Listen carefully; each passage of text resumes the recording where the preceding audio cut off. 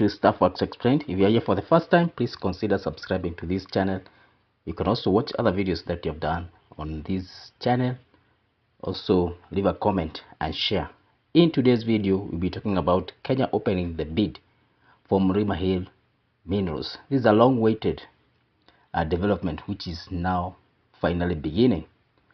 We turn our attention to a landmark announcement that could reshape the economy and industrial future of Kenya.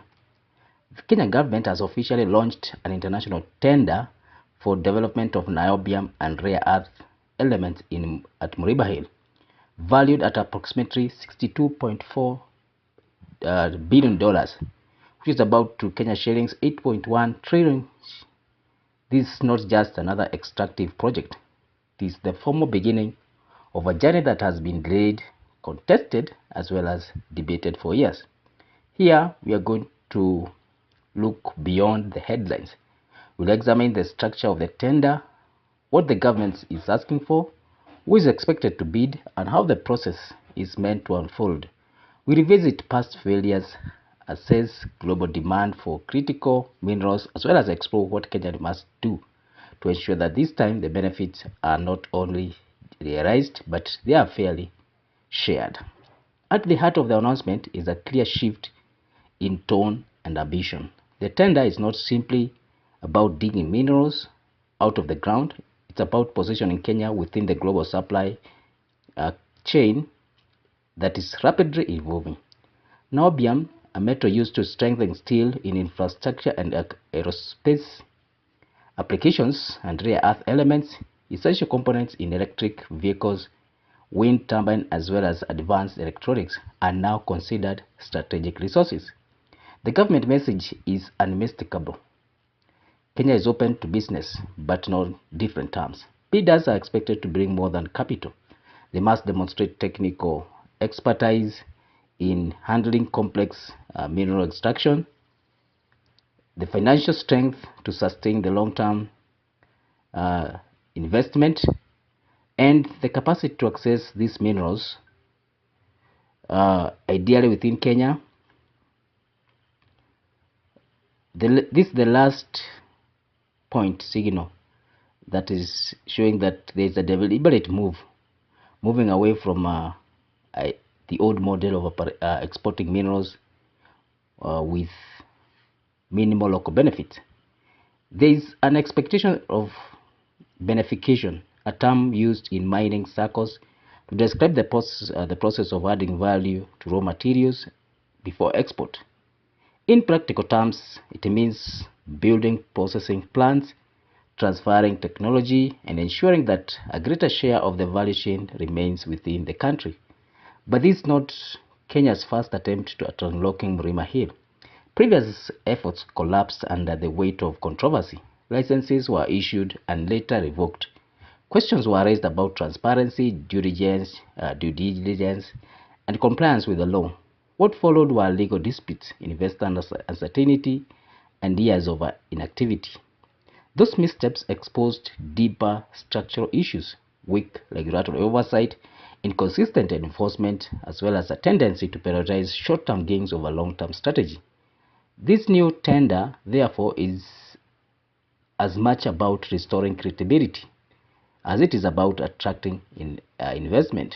To understand the urgency, one must look beyond Kenya's border. Global demand for rare earth elements and niobium is rising sharply, driven by transition to clean energy and expansion of high-tech manufacturing. These minerals are essential to the production of batteries, renewable energy systems, and defense technology. Yet, supply chains remain concentrated within a few countries, dominating processing and distribution. For Kenya, this presents a rare opportunity to enter high-value market at a time when diversification of supply is a global priority. But it also means navigating a complex geopolitical landscape where economic interests and strategic considerations often intersect. Close at home, the lessons from past resources projects remain difficult to ignore. The titanium mining operations in Kwale, the same place where Mrima Hill is located, are often cited as a benchmark, delivered mixed results. While the project generated employment, government revenue, critics argue that Kenya captured only a fraction of the total value. Much of the profits were realized in this project went abroad, where the raw materials or the raw minerals was processed and sold at significantly higher prices. It is a scenario which is described as raw deal, and one that policy makers now must not be repeated.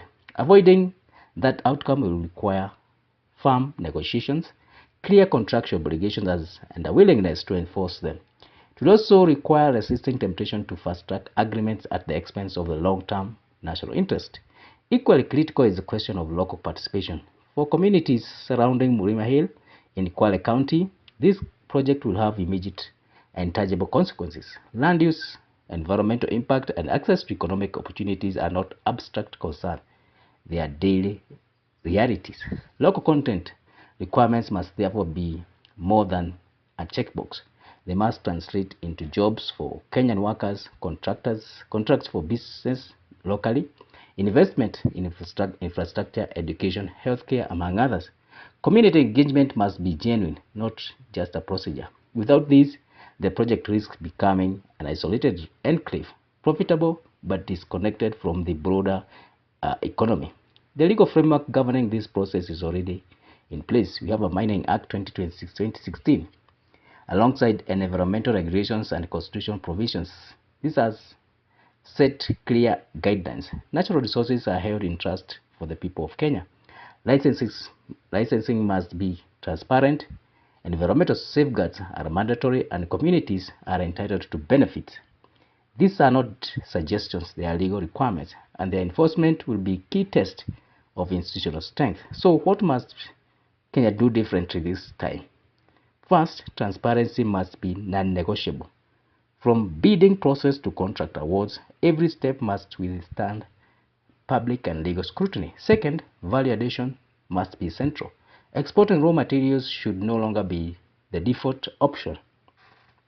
Third, regulatory institutions must be empowered to enforce compliance consistently without interference. Fourth, environmental protection must be taken seriously. Mrima Hill is not just a mineral deposit, it's a part of a sensitive ecological system. And finally, the interests of local communities must be protected, not as an afterthought, but as a core component of the project. As the tender process begins, the stakes could not be higher. This is more than a minor project. It's a test of governance, a measure of policy maturity, and opportunity to define how Kenya manages its natural resources.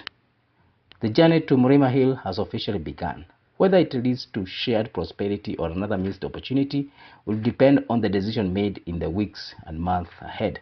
For now, the bid is open. The world is watching, and Kenya stands at a pivotal moment in its economic history. So thank you for reaching this far. If it's your first time here, please consider subscribing to this channel. You can also hit the notification bell so that whenever we upload a new video, you are notified. So thank you, and let's meet in the next one.